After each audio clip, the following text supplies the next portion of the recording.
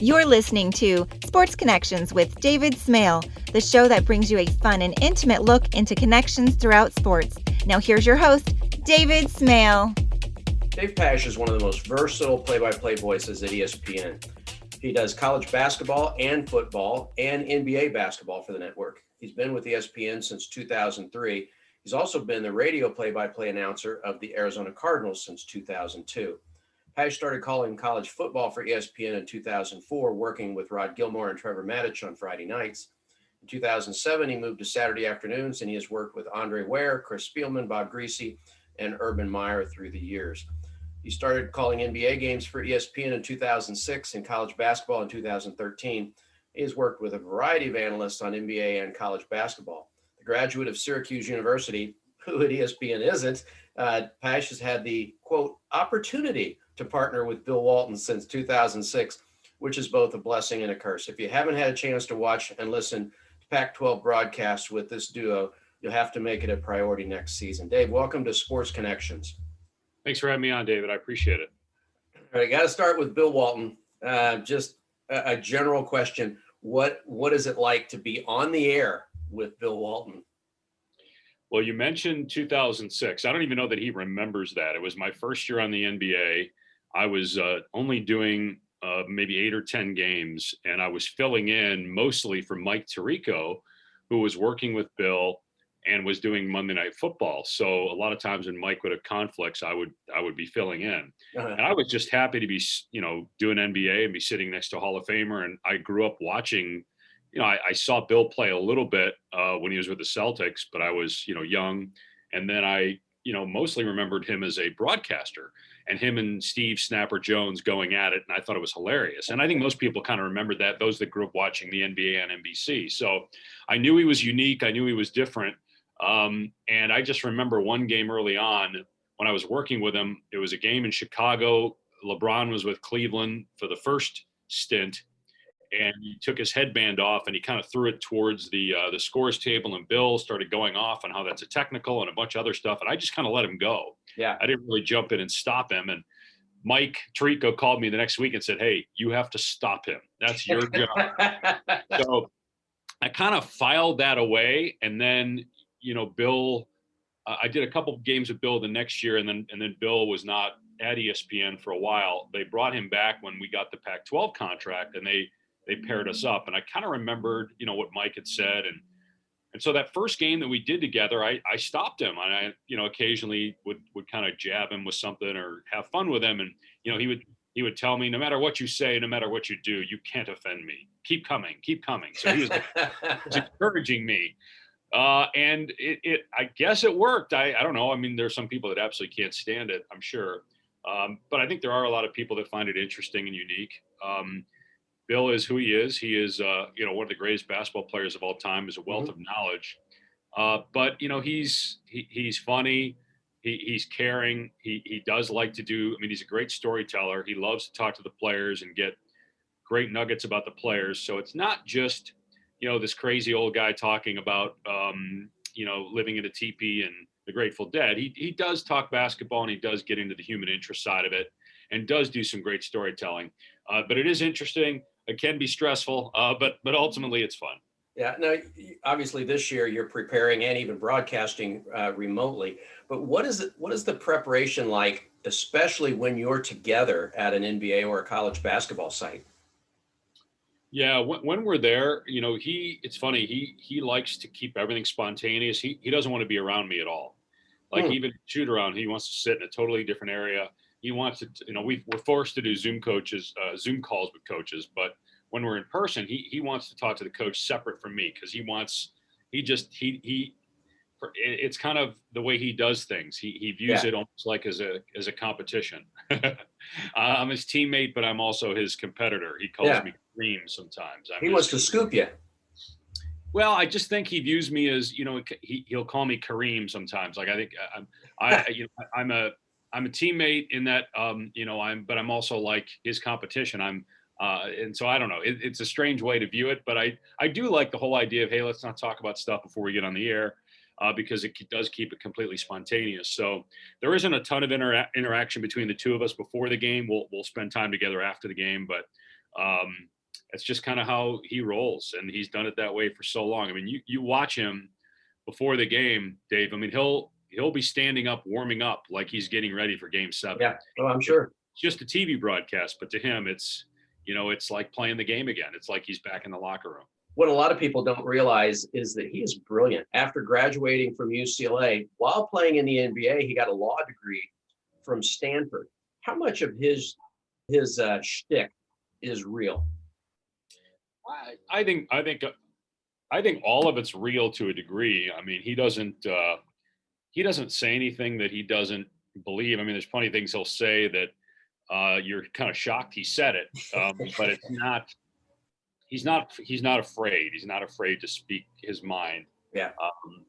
So yes, I mean, it is. He'll say, hey, it's a TV show, it's entertainment, but it's all it's all him. Yeah. It's like he's faking it at all.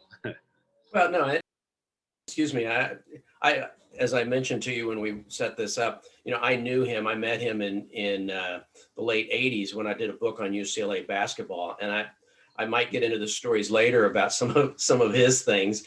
We're going to have him on. He's agreed to be a part of this after the college basketball season's over, and I might use some of those stories then. But you're right. He's genuine. There's nothing fake about him. What I meant is he hides his brilliance very well. He likes being known as, I don't know if goofy's the right word, eccentric. And is some of that, do you think some of that is act? Do you think he's really an eccentric guy and it just comes out on TV? Oh no, he's different. There's no question. I mean, that's different. That's a nice way of putting it. He does act very much, the same way. With there's certain things he does on TV that it's not like he's, when he calls me Bill Payer, Daily Wager, or Cole, he doesn't do that off the air. That is part of the entertainment side. Yeah. But in terms of his personality, how he speaks to players and coaches, I mean, he's different. He makes you laugh. He does. Oh yeah. And he's like that with everybody. So that's who he is. He's just, I've never met anybody quite like him. I don't know that there is anybody like him. And I do think he doesn't really like to talk about himself. I think there's some things he likes to talk about, but it usually has to do with a connection with another person. He doesn't really like to talk about his accolades and that. But if you do go there, I mean, we were doing a Stanford game. We started talking about him being part of the intramural team at Stanford while he was going to law school. He was playing on the intramural team, and they were killing people. Yeah. So, and there's other times you'll hear stories about him that somehow we weave into the broadcast. Eric Mobley, who is an assistant coach at USC, his son Evan is, going to be a high draft pick, obviously. Right. And Eric told a story to Bill that Bill didn't remember, but it's hilarious. And now we talk about it in the air, where Bill, when he was playing for the Celtics, he and Larry Bird were playing pickup basketball somewhere in California. Eric Mobley happened to be playing in the game, and Bill elbowed Eric right in the face. And so Eric made sure that Bill remembered that and didn't know how to react, because Eric wasn't mad, but he's like, hey, I don't know if you remember this, but 30 years ago, you knocked me out. You elbowed me dead in the face. Yeah. And Bill's like, well, what do I say? This guy's got 2 kids on the team. Like, what if this kid's going to be maybe the number 1 pick in the draft? What do I say? But of course, we've used that now to rip Bill all the time about it. So, oh yeah. Yeah, we can have fun on the air, and it's, he doesn't take things personally. One of the things that I like is the banter back and forth between the two of you. When he basically lumps you in with every other Syracuse grad, calls you Syracuse guys, and then he basically considers himself the spokesperson for the Conference of Champions. It sounds like sometimes you get tired of it, but I know it's just part of the, I don't want to give it disrespect. It's part of the act, but it's friendly banter, isn't it? Yeah, it is. I mean, it is. I mean, sometimes, yes, it gets old hearing him say Conference of Champions over and over again. Like 8 times in a paragraph. Yeah, you just kind of ignore him. Yeah. But yes, he does. He likes to find things that he can, again, because I think he likes the idea of he's back in a competition. He's back in the locker room. And so, what do you do when you're in the locker room? You bust each other's chops, you pick fights, you try to find, you needle each other. But at the same time, I'm also on the other team. I'm in the locker room, but I'm on the other team. So it's like, the something, a way that you would compete with someone on the court. I think it gives him that because, he did it his whole life, and now he's been out of basketball for 35 years. So Yeah. it's the same way he did it. Again, I mentioned Snapper Jones when they were on NBC, how they used to go at it. I mean, it's just part of, I think, his, who he was as a player. He used to get in fights all the time when he was a player, even with his own teammates. He would tell you that. So I think that's just part of kind of how he likes to roll. Yeah, yeah. And I'm not going to spend this whole interview talking about Bill, but he's such a magnetic force. I mean, there's so much of him in your story as well. I've got a couple more questions. One of the things, or a couple more comments, the banter that you guys had recently, and as you know, I helped Joe Lenardi write his book, and you got him. He's hard to get, but you got him when you put Joe's book in front of his book on a bookcase. Where did that idea come from? Well, because Bill, would constantly rip Joe, saying, Joe lives in a cave, and that Joe is influencing the committee. He's the one picking the teams. So when I got Joe's book, I think it didn't get sent like directly to me. I think everybody at ESPN got it. So it's not like I was special that Joe was sending it to me. But I got the book from ESPN. I'm like, this might be funny because I've had Bill's book behind my shelf all year on TV. And I'm like, this might be kind of funny to put Joe's book in front of it and make that a bit. So yeah, it's something that we've used on the air. Now, I caught it mid scene basically. Did he notice it, or did you like, hey, check out over my shoulder? How did that start? Yeah, I can't remember. I think I mentioned it to him. I don't think he noticed it. I think I had to tell him, yeah, hey, look, you've been replaced, and look who you've been replaced by, That's classic. When I met him, I'll tell a little bit of my own experience with Bill. I did a book on UCLA basketball in 1989 and went through the sports information office, and they set me up with a bunch of different interviews. And the one person who wouldn't meet me somewhere was Bill. He said, if I'm going to do it, he's coming to my house in San Diego, which is, a 90-minute drive from the UCLA campus. I was scared to death. He's just got such an intimidating presence if you don't know him. My dad was with me, so we drove down there. We got there about 20 minutes before we were supposed to be there. And we knock on his door, and I can see him through the kitchen window that looks at the front porch. And I knock on the door, and he says, "Come in." He didn't know who I am. He just says, "Come in." So I stayed there. And he goes, "Hey," I said, "Come in." So I walk in, and he said, "Who are you?" and I said, "I'm David Smale. I'm here to do the interview for the book on you." So, "Oh, yeah, well, make yourself at home. We're just cleaning up lunch." And he said, "Go sit in the family room." And he came in like 45 minutes later. And he said, "I'm sorry, but I've got to go throw up the ceremonial jump ball at a city league tournament." And he said, "I forgot about that. That starts in 15 minutes. So just follow me in your car." And he drove like, an old police show through the streets of San Diego, weaving, and it was all I could do to keep up with him. And we walked into the arena, and the place just got quiet because it was a city league, but it was a Filipino part of town. So the people just stopped and stared at us as we walked in. So my dad and I are just waving to the crowd, and they're like, "Who are those guys?" And so we sit up in the stands, and I said, "I'm not sure how we're going to do this." He goes, "Just show me your questions, give me the recorder, and I'll read the questions." I'm like, "Well, okay, whatever he says," right? So he's got the recorder like this, and he says, "Okay, first question, the game against Notre Dame in 1974 that stopped the 88 game. Hey, ref, you missed the call." And he screams into the microphone. Yeah.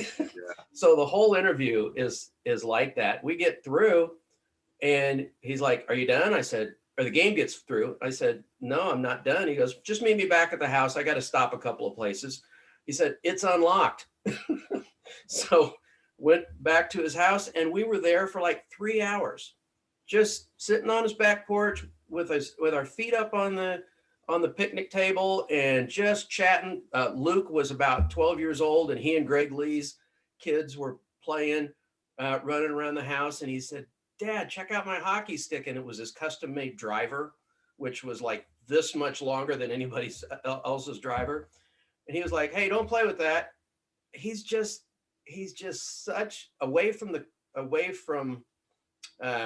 camera. He's just a really nice guy. And I share that story just because, as you know, being around him, away from the camera, away from the court, he's the same guy. He's the same eccentric guy, but he's a really, really nice guy. And I think he gets undue criticism for his goofiness and not recognizing what a great guy he is. Well, that's a great story, David. And yes, he's got such a big heart, and I'm not surprised to hear that, he does. I mean, there are people all the time that are living in his house. He's very welcoming. It is, that's just, I'm not shocked to hear his, any of those stories, including the bad driving, because I've been in the car with him. It is a scary experience. Yes. But yes, in terms of like, I could totally see that, where just, hey, come follow me here, and then, okay, go home, I'll meet you there, and then hanging out with you for 3 hours. I totally see all of that. So that's a great story. Talk about some of your other broadcast partners through the years, both football and basketball. Do you have some favorites? I get asked that a lot. I mean, it's hard to say favorites. I mean, there's no one that I've worked with that I said, "Oh man, I can't stand that person." So I've liked all the broadcast partners I've had. I'm still friends with just about all of them. Anybody that I've worked with, you develop a relationship with. So I mean, anybody that I've worked with, I have a connection with, and some a deeper connection than others. But it's one of the best things about the business is you get to work with people and get to know them, and you feel it's part of a team. You get to know their families, especially when you work with them for a long period of time. Now, do you have some that where you just anticipated each other? Now, some of that may be working together for a number of years. Some of it may be preparation, which you don't have with Bill, as we talked about. Is there somebody where, as they're saying something, where they're going, and you can lead, you can get right back into it, or this same way? Do you have somebody whose connection worked really, really well? I mean, I think you have a lot of people that you work with where the longer you work with somebody, the longer you feel comfortable, the more how they broadcast. Like, I mean, I'll give you an example. I've done games on various platforms with Doris Burke for probably 20 to 25 years, starting when I was doing Syracuse games, and they had me do some radio for the New York Liberty, and she was not at ESPN yet. She was doing some New York Liberty games. And first of all, you knew right away how good Doris was. Oh yeah. I mean, that was apparent, but also just the way Doris works with her broadcast partners. So, like when we do games together, we've been doing it, whether it was women's college basketball, WNBA, college basketball, NBA, over that period of time. I mean, I've probably worked with her as much as anybody that I've ever worked with, just on different platforms. It is something that does take time to develop. For partners on college football, I was with Brian Greasy for 4 years. We had great chemistry. I was with Greg McElroy for 4 years, and then Greg and I did a handful of games together. And you have, I think we have really good chemistry when we do games together. For college basketball, I did games with Len Elmore for a long time. Mm-hmm. NBA, even though I'm, Mike Breen is primarily with Mark Jackson and Jeff Van Gundy. I've been doing NBA for 15 years, and do a bunch of games with each guy. So again, you develop, just because you've worked with them over time, you kind of know where they're going, where they don't want to go. It does make a difference the longer you work with somebody. And I didn't have this as one of my questions, but I'm looking over your right shoulder, and I see a couple of Emmys, and I see it as I look at it, looks like there's some behind. Do you ever get tired of winning Emmys, and how many have you won? Oh, yeah. So it's funny because Mark Jackson did say something. They're regional Emmys, so it's not like they're the Rocky Mountain Emmys for our NFL preseason Arizona Cardinals telecast. So I'll say that. Mark Jackson will say it's an Emmy. I'm like, yeah, but it's a regional Emmy. Like, still an Emmy. But yeah, so it's not just me; it's our entire team. Right. that won the Emmy. Me, Ron Wolfley, Tim Delaney, who's the head of the Cardinals broadcast department.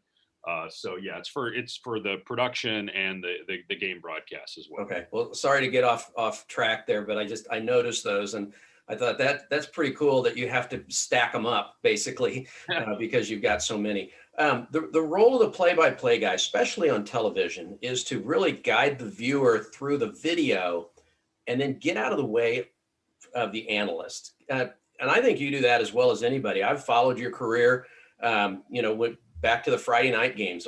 I love the fact that there was college football on Friday night. So I've watched you for a while, and I think you do that well. Can you just talk about how that it's a difficult skill, because you basically got to put your ego on the shelf next to those Emmys, because you're basically setting up the video and your color analyst.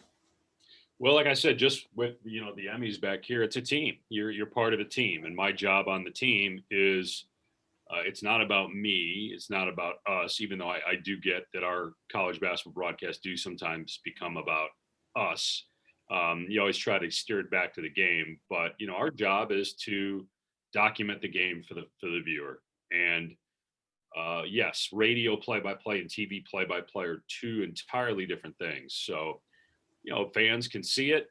Your job is to bring the excitement, set the scene, but not paint the picture completely, right? You let the pictures do that, the director do that, and make sure your analyst is the one that is shining. I think the best play-by-play announcers are the ones that bring the most out of their analysts. Tony Romo is a great analyst who's very entertaining, and Jim Nance deserves a lot of credit for that because of how Jim handles Tony, their chemistry, and that Jim doesn't have to talk all the time. I've always thought, Mike Tirico is so good at that too, about, one of the things that made Gruden so good when they did their games on Monday Night Football was how Mike interacted with him. Yeah. That's a skill. I think it's how the play-by-play position is supposed to be done. I really do. Because they're so different, do you have a preference being the play-by-play voice on the radio as opposed to television? Yeah, I would say no, not really. For radio, you work harder in some areas, meaning you're talking more. You're just talking nonstop. Right. But you do more of the game. There's not as many elements, or there's no production, right? There's no production elements in the game. You're just calling the game. Right. TV, there's so much more going on, right? There's replays, there's stories you've got to develop, there's promos about other games, you've got to know the league. There's just so many other aspects of television, where with radio, it's pretty much the game in front of you. Right. Now you're known primarily as a college football guy, obviously with your role with the Cardinals, pro football, and then college and pro basketball, but you've done other sports. Do you have a favorite sport? Is it football or basketball, or is it one of the others that you've done? Well, I think each one is special in its own way. I do think the thing with football that's unique is that each game is an event because there's only so many of them. Right. I think college football, you have much fewer, so every game is so big, and the atmosphere, the pageantry, and they're doing a big college football game is just an incredible experience. You could say the same about the NFL, and you could say that about the NBA. Doing NBA playoff games when the intensity is up and you're watching the best in the world. There's nothing like it. Doing a big college basketball game when the fans are packed, the stadium's packed. It's all different. It's hard to say that there's one, but football, a regular season football game, it's an event. But an NBA playoff game is the same thing, even if it's game 2 of the first round. It's an event. Yeah. Whatever happens that game could go a long way to determining the future, and so. I just think any big game is the best game. Yeah, today's game. Yeah, today's game, right? Whatever's next, because you kind of just wipe the memory of what was the previous game and you just move on. I had the opportunity to get to know Dick Enberg really well, and we became very good friends before he passed away. And I asked him one time, with all that he did, tennis and golf and NFL and college football and college and pro basketball and baseball. I said, what's your favorite? And he had a great response. What season is it? I'm guessing that relates to you. Absolutely. Yeah. When it's, you get so used to kind of the clock, the calendar of how things work and what you're expecting and what's going on that day and what's going on that week. I mean, certainly there are some games you look forward to more than others. Sure. The bigger the game, the more you look forward to it. And now, the way things are, ESPN has so much inventory. So there's multiple games each week, so, but yes, I would say that's a great way to put it. Whatever season it's in, whatever game is that day or that week, you're looking forward to the most. And COVID certainly has taken away an awful lot of the experience being courtside, surrounded by fans and stuff. But it's also probably allowed you to do more games because you don't have to travel. I saw recently on Twitter that you said you had like 6 games in 6 nights. You couldn't have done that if you were going from site to site to site. It's funny. So I've actually my schedule honestly has not changed that dramatically. It has Really? changed some. But yeah, there were a lot of weeks where I would have 4 and 4 days in 4 different cities. A lot of it would be West Coast, but still you're traveling. You're getting up and getting on a plane and going doing a game and doing the same thing the next day. So yes, it has changed. Like, I don't know that I've ever done the 6 and 6 nights. And I actually am traveling for one of those games, but the rest are here. But yeah, it's different doing the games from home, not traveling. Sure. You miss being at the event, obviously, but it is different when there are no fans there. It kind of takes away a little bit from the event. But yes, you have the able to do more because you can now plug into any game anywhere, and all of a sudden you're on the air. Yeah, exactly. Unthinkable a year ago. Even think about a year ago at this time, life was normal. We were just doing games, and then a couple weeks later, things changed, maybe forever. So yeah, for sure. I'm hopeful. I think this is part of the future. I do, because it is easy to do a lot more games, and obviously it's, it does save some money in terms of travel and everything. But I do hope, for the most part, that we're back traveling and doing games on the road, because it's why you got in the business. Yeah, I know. I write about Major League Baseball, Major League Soccer, college football. A little bit of pro football, and certainly plenty of college basketball. And I have not been in a stadium since late August. And that was not the same, because I was in a baseball stadium, and you watch the game from the press box, and then it's time for the post game, and then you Zoom. You don't get to talk to anybody. It's easier because now I'm just doing them all from home, but I miss it. I miss being out there. To me, people ask if I make a lot of money writing, and I don't do poorly, but I get into games for free. I don't even get that anymore, So how much are you looking forward to being back in a crowded arena? Yeah, it's why you get in the business, to be on site when you can feel the intensity, when you can see the players, when you can see the fans, when you have the interpersonal the interactions with the coaches that you normally get that we're not getting. Zoom is not the same. It's just different when you're in person. You build relationships, you get information. It's really night and day. Yeah. Doing the Cardinals this year without being able to have any interaction with coaches or players. I mean, it was, not traveling. I mean, it just was different. But obviously we were in a time where we had to do it this way, and it was the safest way to do things. Not just for us, but for everybody else. So, obviously we were on board with whatever needed to be done. But at some point you would love to be back doing it the way you used to do it. I don't know if we'll ever go back to exactly the way it was. Yeah. This is now a very efficient way for coaches and players to do interviews, right? Yeah. Rather than the in-person or the scrums where you have all the media surrounding you. So I could see this being permanent in some ways. I hope not. I do hope there's a day where all the meetings are in person again, but it's too efficient now. Yeah.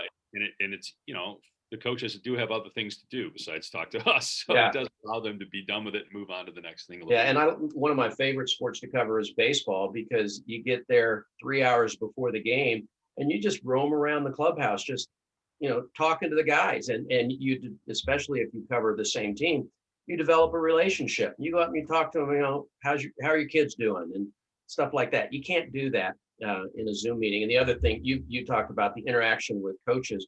I remember being at a college basketball game, and I was at the end of press row, and literally right next to me was the head coach's seat.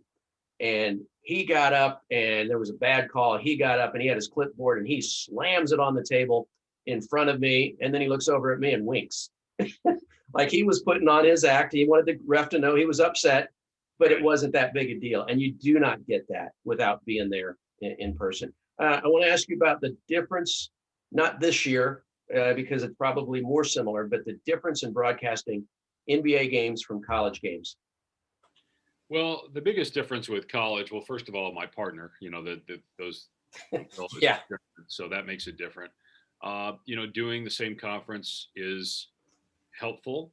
The college game is, the pro game is, the talent is so, I don't know that people realize the physical capabilities, the athletic ability, the shooting of NBA players. It's just like going from college football to pro football. It's just right. It is sensational to watch these athletes and to see how big some of these guys are and how smart. So much of this is the intelligence level of NBA players compared to college.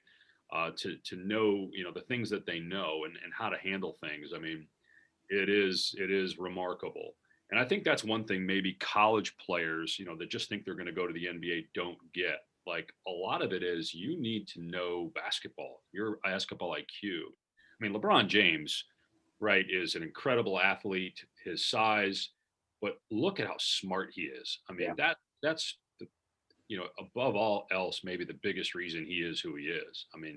His basketball intelligence is incredible. He sees the game like very few people in NBA history have seen the game. So I would say that's a big difference is, watching some of the mistakes college players make or how sloppy some of the games are because maybe, they're not quite grasping. I loved college basketball. I grew up watching Big East games and remember the old Big East and how great those teams were. The players, were there for a long period of time, so you got to know them better. Right. We had a UCLA team that had Lonzo Ball on it that you knew they were going to be gone. They were all leaving, so it was like you never felt like you got attached. That you really could like tell the stories of how that team grew from year one to year two. Every year it's a different team. It's like you're starting from scratch.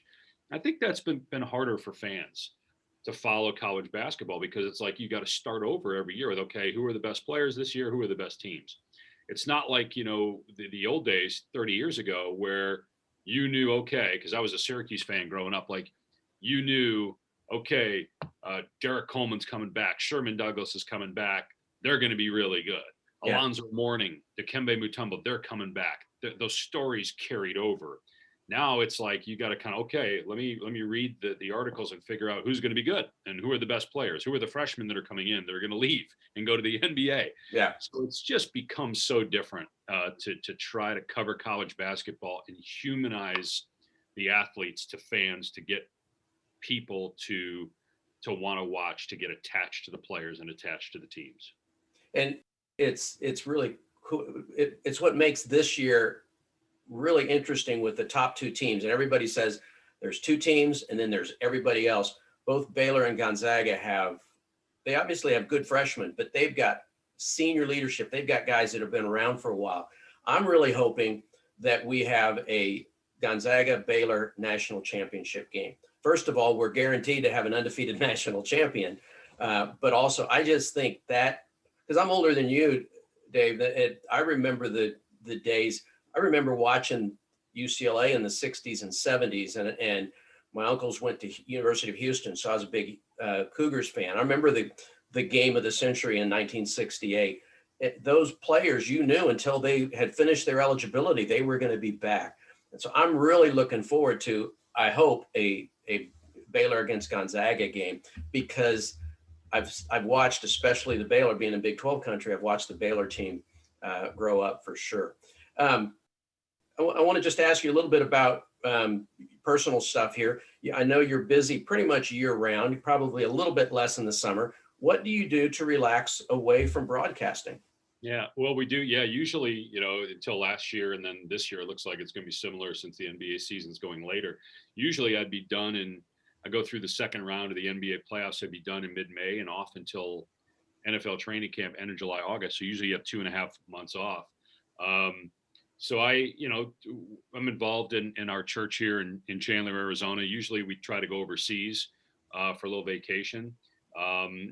And that's kind of obviously been changed with COVID. So I don't know what I like to do anymore to relax because I haven't had the chance. I had that time, between, March 11th and then when I went down to the bubble. But it was never really relaxing because, we just didn't know what the future was going to be like. So it's been a while. It's been a while since I've relaxed, I guess, is the theme. Okay. And then one question, I sent this to you ahead of time. So many young broadcasters just working their way up, try and make their mark by coming up with catchy phrases. What advice would you give to a broadcaster, maybe the Dave Pasch who's at Syracuse now, who's trying to break into the business? What advice would you give him? I do think it depends on what you want to do. And, when I was there, I graduated in 1994. There weren't a lot of talk shows. It was all, you either became a television anchor, a reporter, or play-by-play announcer.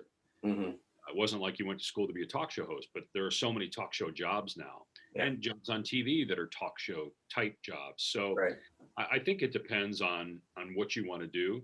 My advice has always been, if you're coming out of college, take the first job you can get as many reps as you can. An employer is not going to ask you about your grade point average. I'm not saying don't go to class. No, even though I really didn't, full disclosure, but it is about getting reps, getting comfortable with how you sound. And I would say, something that did take me a while, because you went to Syracuse, you think, okay, this is the way you broadcast. And I didn't probably let my personality out early enough. So I would say, let your personality come through, but never at the expense of the game. Documenting the game is first and foremost. But I don't know how many people come out now that just want to be play-by-play announcers. I don't, when I speak to classes over Zoom, whether ASU or Syracuse, a lot of people aren't sure what they want to do, or they want to do a bunch of different things. Where I feel like when I was coming out, like there were people that's all they wanted to do was games, and I think because there are people now that are doing more than just games. There are people that are studio people that do games, talk show hosts that do games. It's like, there are but I just wanted to do games. So I knew that's what I wanted to do. So it is interesting how people are, there's more diversity in terms of the jobs in our business that you can have. It's interesting. You talked about, you said something that I think most people would probably just gloss over. Take the first offer you get. I've had several people tell me in doing these interviews that don't believe that you're above being in Podunkville, Idaho, because Podunkville will lead to mid-major metropolis, which will lead to whatever. So many people want to come out and say, man, if I do a really good job and have a great catchphrase, I'm going to be on ESPN in a year. That's not realistic. Take the first job and then do your best at that as if that's the place you're going to spend your entire career. You think that's accurate? I think, yeah, you have a much better chance of getting another job if you already have a job. If you don't take a job and you wait around in 6 months, a year, it's hard to get to that bigger market unless you're already working. Right. Certainly there are cases now where you see people that rise pretty quickly, that get to ESPN very quickly. But those are the very few cases. Just like there's only one Denzel Washington. There's only one George Clooney. Right. There's only one Julia Roberts. I mean, it's hard to just say, well, I'm going to be the one who gets discovered and be that rock star for the next 30 years. Those are few and far between. Now, there are some of them. I mean, there are a couple people at ESPN who are really young, who are stars. who worked very hard to get there, but they were only doing it for a couple of years until they got those opportunities. Those don't come around very often. Yeah. So it's why it's important to, I think, take what you can get to start. You can always leave in 2 months or 6 months or whatever to move on to the next thing to try and improve your career. All right. I always wrap up given the opportunity to give my guests a chance to talk about their family. This is such a hectic business. You talked about the fact you don't know what you like to do to relax because you haven't had a chance. Your family is what grounds you. So just talk about your family. Yeah. I mean, my wife and I have been married almost 25 years. So she's been great in terms of understanding what this business is like. And, we have 3 kids who one's out of college, another's 20 and another's 15.